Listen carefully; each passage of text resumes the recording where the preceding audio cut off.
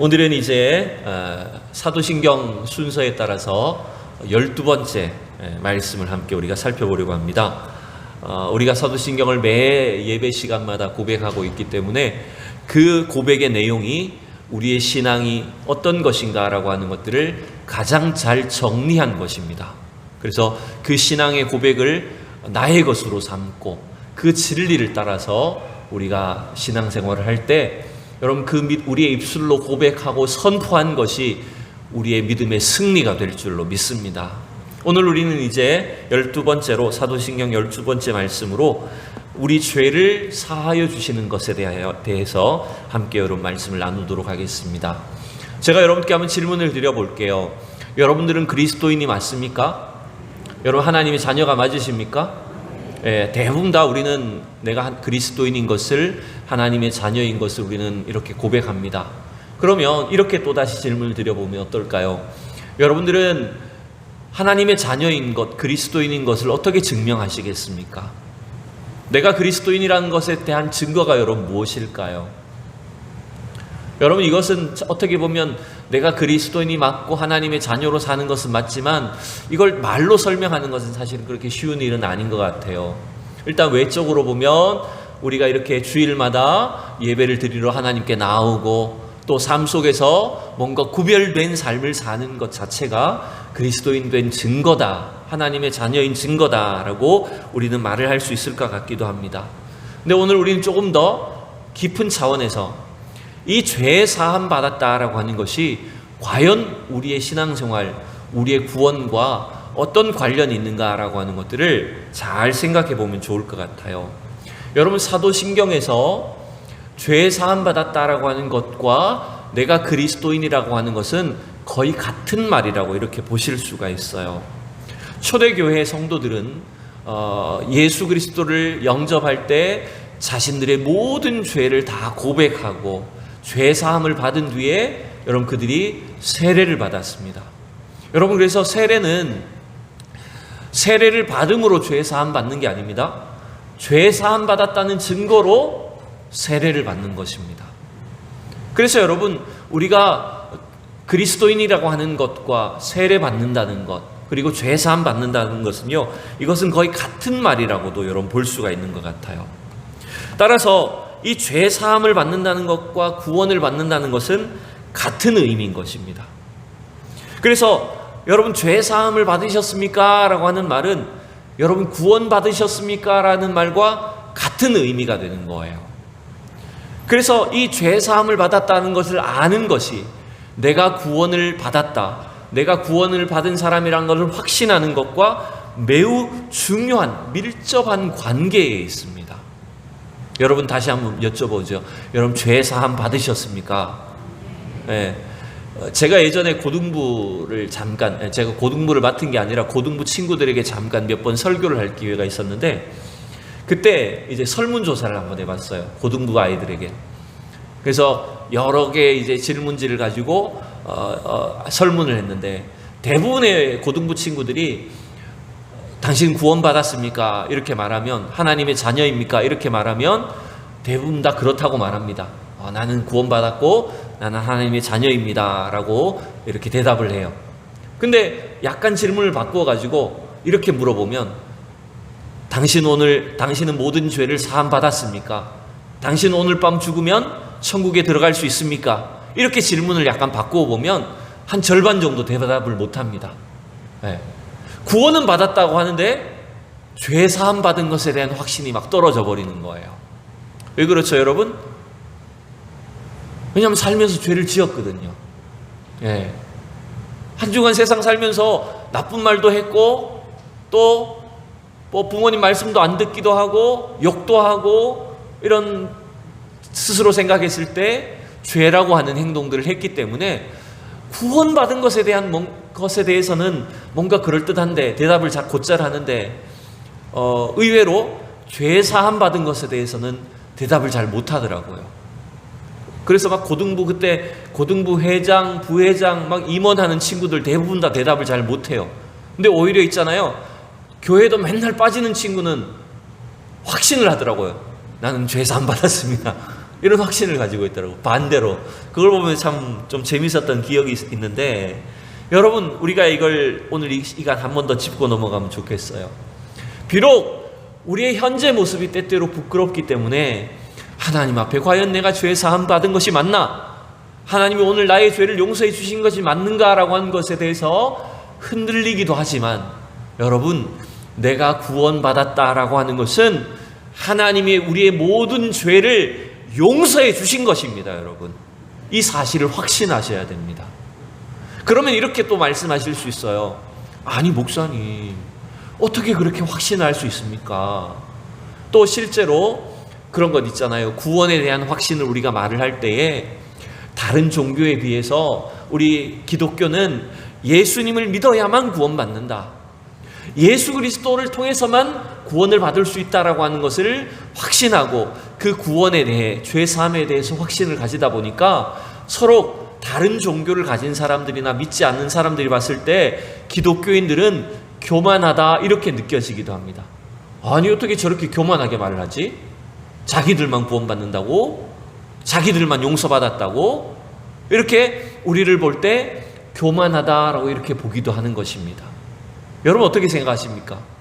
우리가 죄 사함 받았다, 내가 구원받았다라고 하는 걸 내가 확신을 가질 때 여러분 교만하게 느껴지십니까? 여러분 교만하면 안 돼요, 절대로. 그러나 여러분 이게 교만이 아닌 이유를 여러분 아셔야 됩니다. 여러분이 하나님의 자녀가 되고 죄 사함 받고 구원받은 것이 결코 교만함이 아닌 것을 이유를 아셔야 됩니다. 왜 이게 교만이 아닐까요? 제가 예전에 다 가르쳐 드렸는데 왜 이게 교만이 아닐까요? 그 대답은 뭐냐면 나의 힘으로 받은 것이 아니기 때문입니다. 여러분 잘 생각해 보세요. 만약 내 힘과 내 능력으로 구원받았다라고 한다면, 그걸 막 떠벌리고 다닌다면 그건 교만입니까? 교만이 아닙니까? 교만이 됩니다. 이건 내가 충분히 구원받을 만하고 내가 이만큼 착하게 살았고 내가 이렇게 하나님께서 좋은 일을 많이 했기 때문에 나는 구원받을 만한 사람이야, 나는 모든 죄를 용서받았어, 이렇게 막 자랑한다면 이건 교만이 돼버려요. 그러나 우리가 받은 죄의 용서와 구원은 뭡니까? 철저히 우리의 능력이나 우리의 선함이나 가능성으로 기인한 것이 아닙니다. 여러분, 철저히 하나님이 우리에게 주신 은혜입니다. 그래서 그것을 자랑하는 것, 그걸 담대하게 확신을 하는 것은 교만이 아닌 것입니다. 우리가 작년에 외웠던 성경 요절이죠. 에베소서 2장 8절 다 같이 함께 봅시다. 시작. 너희는 그 은혜에 의하여 믿음으로 말미암아 구원을 받았으니 이것은 너희에게서 난 것이 아니요 하나님의 선물이라. 아멘. 여러분, 우리가 받은 구원이 우리의 힘으로 난 것입니까? 내가 착하게 살아서 이루어진 겁니까? 내가 노력했기 때문에 얻은 것입니까? 아니라는 거예요. 뭡니까? 우리의 죄 용서와 우리의 구원은 누가 주신 겁니까? 하나님이 우리에게 은혜로 주신 선물이라고 하는 거예요. 그 선물조차도 내가 받을 자격이 없음에도 하나님께서 일방적으로 우리를 택하여 주시고 우리에게 이 모든 죄 사함과 구원을 이루어 주셨기에 이건 놀라운 은혜인 것입니다.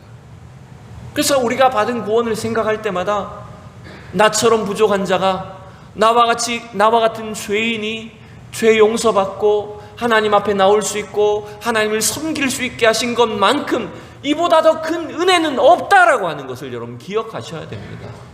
그러니 여러분, 어쩌면 우리는 이미 구원받음으로 인해서 하나님이 우리에게 주시고자 하는 모든 축복과 은혜를 받은 사람들입니다. 여러분 믿습니까?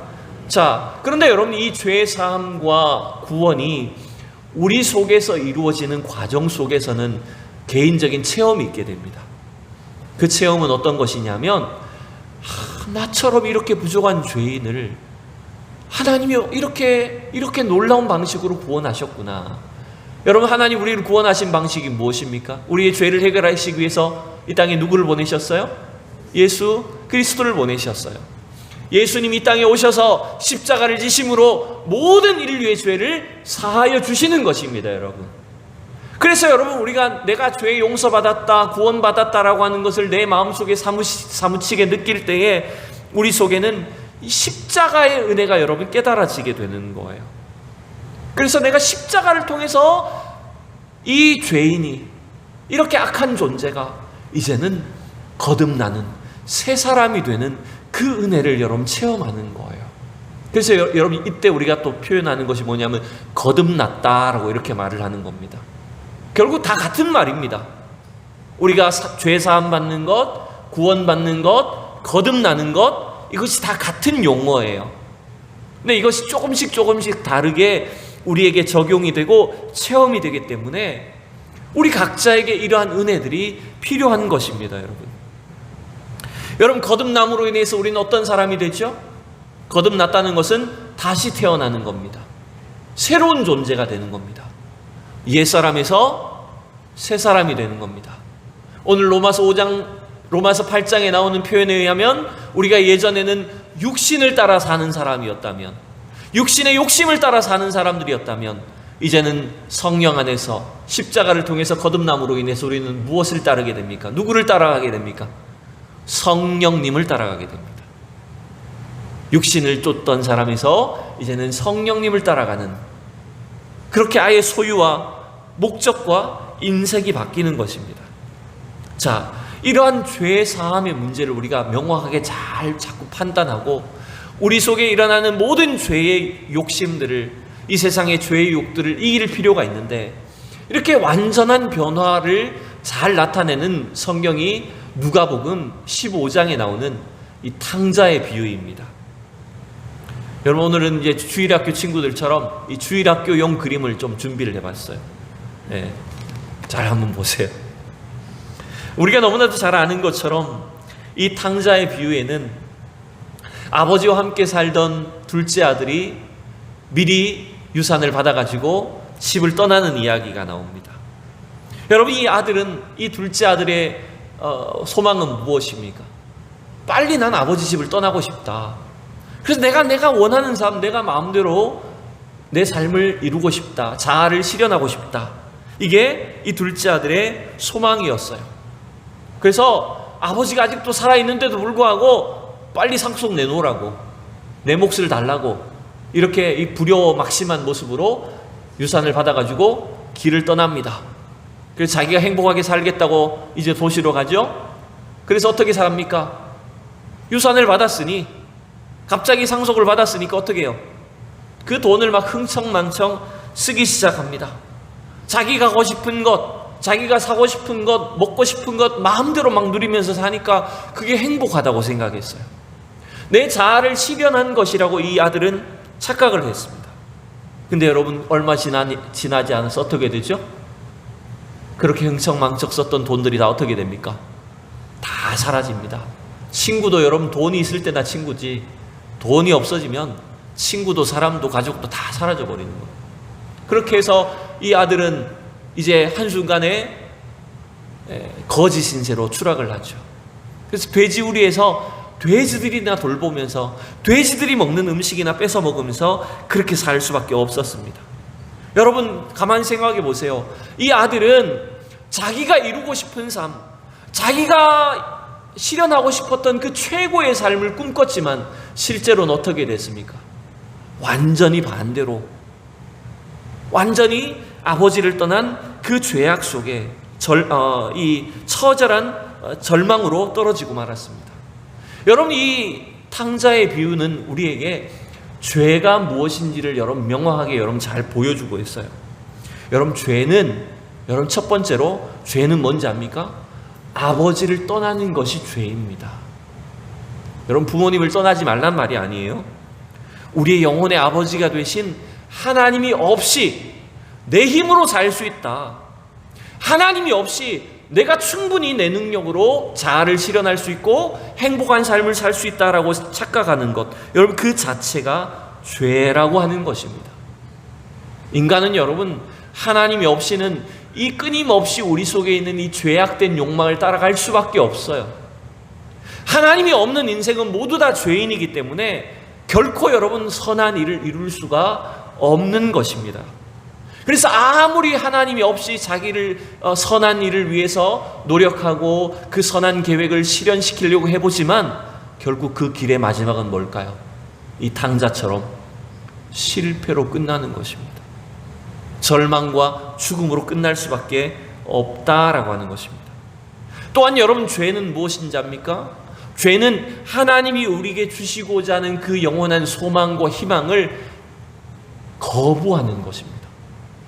하나님은 아담 하와에게 에덴 동산을 주셨어요. 우리 인류에게 영원히 하나님과 함께 사는 삶, 천국의 삶을 주시고자 합니다.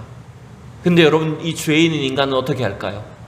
자꾸만 그 하나님이 우리에게 주시고자 하는 영적인 은혜와 축복들을 거부합니다. 여러분, 그 자체가 죄입니다.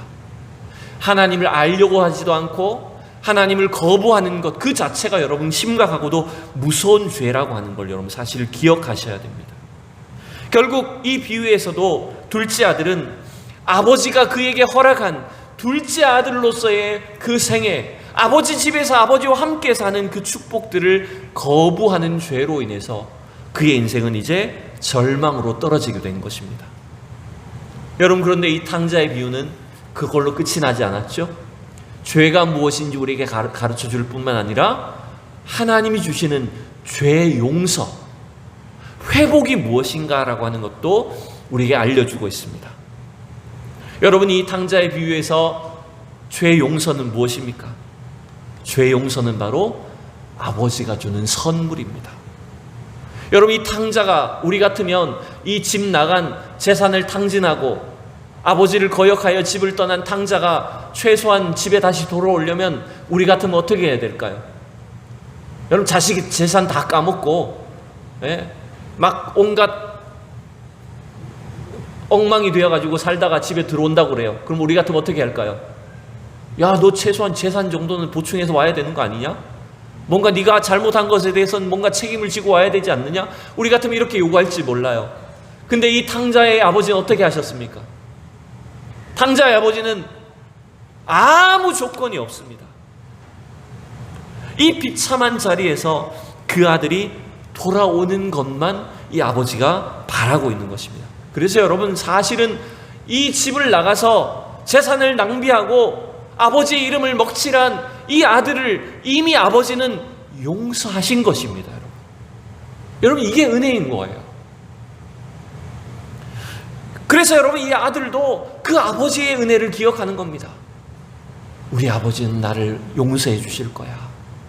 우리 아버지는 나를 맞아주실 거야. 그 아버지에 대한 기억을 다시 떠올려서 이 탕자는 이제 집으로 돌아오게 됩니다. 그때 아버지는 이미 어떻게 하고 있어요? 돌아오는 아들을 이미 다 동굴 밖에서 기다리고 있는 거예요. 이 말은 무슨 말입니까? 날마다 이 아들이 돌아오기를 기다리고 있었다는 거죠. 이미 아버지의 마음속에는 아들에 대한 용서가 다 이루어져 있었다라고 하는 걸 여러분 알 수가 있습니다. 이렇게 아버지 집으로 돌아왔을 때 이 아버지는 그 아들을 아무 조건 없이 맞이해주고 그 아들의 죄가 없었던 것처럼 그들을 용납해 줍니다. 그러나 여러분, 이 아들의 죄를 아버지가 알고 있을까요? 모르고 있을까요? 알고 있습니다. 아버지는 아들의 죄가 무엇인지, 이 아들의 잘못이 무엇인지 정확하게 알고 있습니다. 그럼에도 불구하고 아버지의 사랑이, 아버지의 용서와 긍휼이 모든 죄를 다 덮어버린 거예요. 이게 하나님이 우리에게 주시는 죄의 용서입니다, 여러분. 그래서 여러분, 우리가 죄를 용서받을 수 있는 것은 전적인 하나님의 은혜인 것입니다. 그 하나님의 사랑과 은혜 때문에 우리는 아무리 흉악한 죄인이라도, 어떤 죄악 속에 우리가 처해 있다고 할지라도 하나님 아버지께 돌이키기만 하면, 하나님께 나아가기만 하면 우리 죄를 용서해 주시는 거예요. 그래서 여러분이 이 죄 용서와 죄 사함의 과정에 있어서 이 고백이 중요한 거예요. 자, 누가복음 15장 21절, 아들이 어떤 고백을 했습니까? 같이 봅시다. 시작. 아들이 이르되 아버지, 내가 하늘과 아버지께 죄를 지었사오니 지금부터는 아버지의 아들이라 일컬음을 감당하지 못하겠나이다. 여러분, 이게 무슨 말일까요? 나는 아무 자격이 없습니다. 나는 아버지의 용서를 받을 그 자격이 없는 죄인입니다 라고 하는 것들을 철저히 깨닫고 고백할 때, 여러분, 우리가 자백하기만 하면 주님은 어떻게 하실까요? 우리 죄를 용서해 주시는 겁니다. 자, 그래서 우리가 요즘 이번 달에 새벽에 보는 요한일서 1장의 9절에 보면 이런 말씀이 있죠. 같이 읽어봅시다. 시작. 만일 우리가 우리 죄를 자백하면 그는 미쁘시고 의로우사 우리 죄를 사하시며 우리를 모든 불의에서 깨끗하게 하실 것이요. 아멘. 여러분, 우리가 어떤 흉악한 죄인이라도 우리의 죄를 자백하기만 하면 어떻게 하신다고요? 우리를 모든 불의에서 깨끗하게 하신다. 주홍빛보다도 그 붉은 우리의 죄를 흰눈처럼 양털처럼 우리를 정결케 하시는 것입니다, 여러분. 그래서 여러분, 이 사실을 여러분 기억하십시오. 한번 따라해 봅시다. 하나님은, 더 크게 하십시오. 하나님은 우리보다 우리를 용서하기를 더 원하신다. 여러분, 내가 용서받기 원하는 것보다 하나님이 우리 용서하시기를 원하시는 것이 훨씬 더 큰 것입니다. 오히려 우리는 어떨까요? 아우, 난 용서받을 수 있을까? 나 같은 존재를 하나님 용서하실까? 의심하기도 하고 죄책감 때문에 불안해하기도 하며 살죠. 그러나 하나님 그렇지 않으십니다. 하나님은 우리보다 우리를 더 용서하기를 원하십니다. 그래서 우리가 하나님께 나아가기만 하면 어떻게 하실까요? 우리를 모든 죄에서 사해 주시는 것입니다. 한 구절을 보실까요? 이 약속이 담겨있는 이사야서 1장 18절 한 구절을 읽어봅시다. 시작. 여호와께서 말씀하시되 오라 우리가 서로 변론하자. 너희의 죄가 주홍같을지라도 눈과 같이 희어질 것이요 진홍같이 붉을지라도 양털같이 희게 되리라. 아멘. 여러분, 하나님이 우리를 얼마나 용서하시려고 하시는지 그 하나님의 긍휼하심과 그 사랑을 여러분 기억하셔야 됩니다. 그래서 여러분, 어떻게 보면요, 우리가 우리 죄를 인정하고 내가 죄인인 것을 깨닫고 그 죄를 하나님께 자백하는 것만큼 큰 용기는 없습니다. 그게 사실은 우리가 죄에 대해서 가져야 될 태도입니다. 여러분, 세상 사람들은 죄에 대해서 어떻게 생각합니까? 여러분, 사람들은요, 죄인이라는 것 자체를 인정하지 않으려고 합니다. 여러분 생각해 보세요. 세상 나가서 여러분 세상 길거리에서 사람들한테 당신은 죄입니다 하면 좋아하는 사람이 몇 명이나 될까요? 거의 없습니다. 남의 죄는 지적하지만 자기 죄를 인정하는 것은 어렵기 때문입니다. 자신의 죄를 인정하지 않을 뿐만 아니라 그나마 죄를 깨닫는다고 해도, 죄를 지적받는다고 해도 그 죄를 자꾸만 핑계를 댑니다. 내가 감당하지 않으려고 합니다. 절대로 자백하지 않습니다. 세상 사람들이 오히려 징계를 받으면 검찰에 잡혀가고 구속되면 자살해버립니다. 자기 죄를 인정하기 싫어서 끝끝내 자살까지 해버립니다. 여러분, 그래서 이 죄를 깨닫고 그 죄를 자백하고 인정하는 것은 굉장히 중요한 용기이고, 이 자체가 바로 우리가 하나님 앞에 구원받을 수 있는 길이라는 것입니다.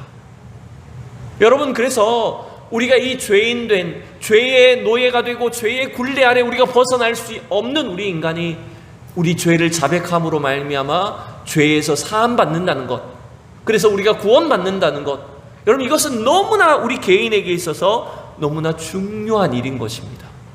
근데 여러분, 이 죄 사함과 구원이 개인의 문제만이 아닙니다. 여러분의 가정과 여러분 더 나아가서 이 사회와 국가 전체에 너무나 중요한 일이에요. 1970년에 그 당시 독일의 총리였던 빌리 브란트 소독 수상이 2차 세계대전의 잘못들을 사죄하기 시작합니다. 1970년에 이 빌리 브란트 수상이 폴란드를 찾아갑니다. 그 폴란드에 가서 유대인들의 그 무덤 앞에서 2차 세계대전 당시에 독일이 행했던, 나치가 행했던 그 모든 잘못들을 무릎을 꿇고 사죄를 합니다. 여러분, 이 회개와 그리고 사죄는 한 개인이나 한 국가나 사회 전체를 변화시킬 수 있는 힘이 있는 겁니다. 여러분, 그래서 독일은 2차 세계대전의 그 참혹한 전쟁의 실패에서 일어날 수 있었던 길이 뭡니까? 자신들의 죄를 자백하는 데서 일어난 거예요. 그리고 그 회개에 대해서 유럽 국가들이 용서해 준 거예요. 그래서 오늘 전후 이 독일이 다시 강대국이 될 수 있었고, 오늘날 유럽의 지도자 역할을 할 수 있는 그 비결이 사실은 이 죄 사함에 있었다는 것입니다. 국가와 민족을 바꿀 수 있는 길이었어요. 일본은 아직도 사실은 제대로 사회화하지 않죠. 더 나아가서 여러분, 이 죄와 폭력이 대물림되는 우리 인간의 삶 속에 이 죄의 용서는, 사죄는 너무나 중요한 영향력을 끼칩니다. 한 가지 예를 들고 마칠게요. 제가 그림 자료를 찾을 수 없어서 대충 붙여봤는데요. 1800년대 후반에 미국의 시카고에 있던 데이지라고 하는 여성이 있습니다. 이 여성은 10남매의 8번째 딸이었다고 해요. 부모님이 10남매를 뒀는데 8번째 딸이었대요. 근데 아버지가 술주정꾼이었어요. 그래서 10남매나 되는 어린 자식들을 두고도 이 아버지가 늘 술에 취해서 살고 가족들을, 어린 아이들까지 폭행하는 사람이었어요. 그래서 이 데이지라고 하는 딸은 아버지에 대한 그 원수, 아버지에 대한 미움이 어린 시절부터 가득 박혀 있었어요.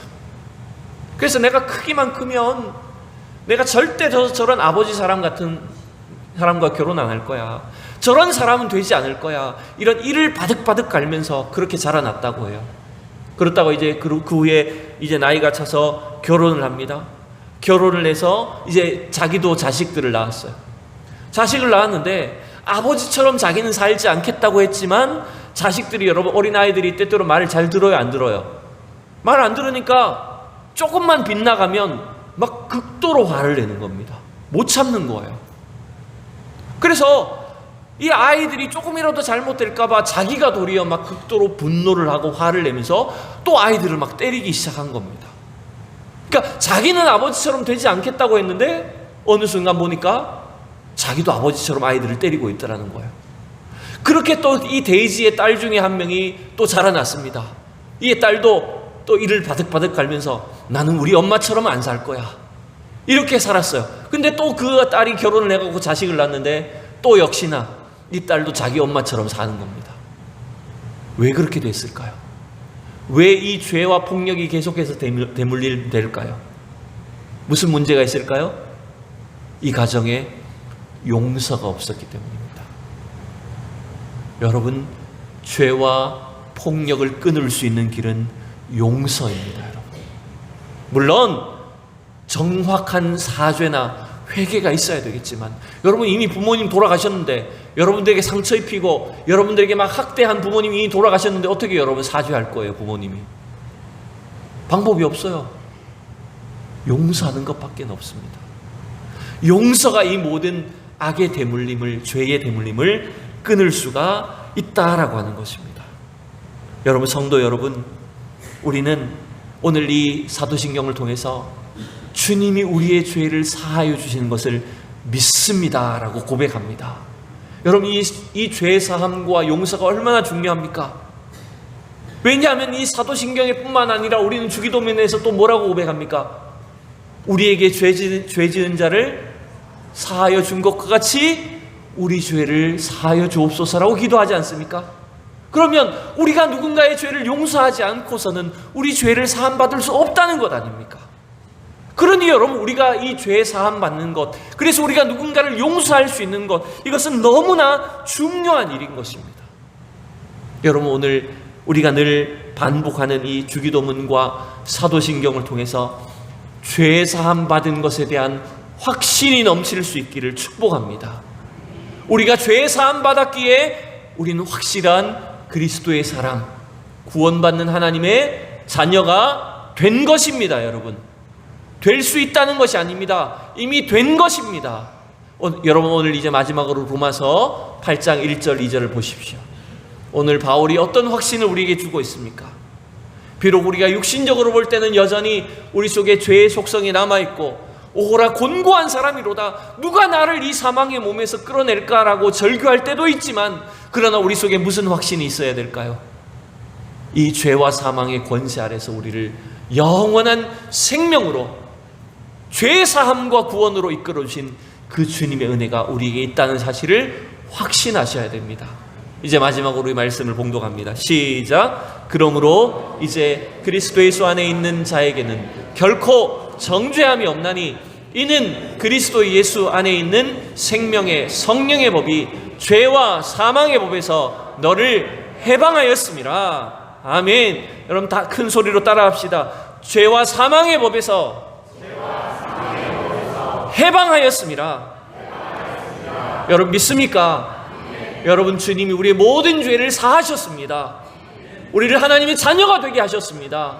날마다 이 죄 사함과 또 용서와 그 놀라운 은혜 가운데 우리의 삶이, 우리의 가정이 이제는 창조적으로 하나님이 우리에게 주시고자 하는 그 놀라운 축복의 길로 날마다 나아가는 우리 모두가 될 수 있기를 축원합니다. 기도하겠습니다. 존귀하신 하나님, 크신 은혜를 감사합니다.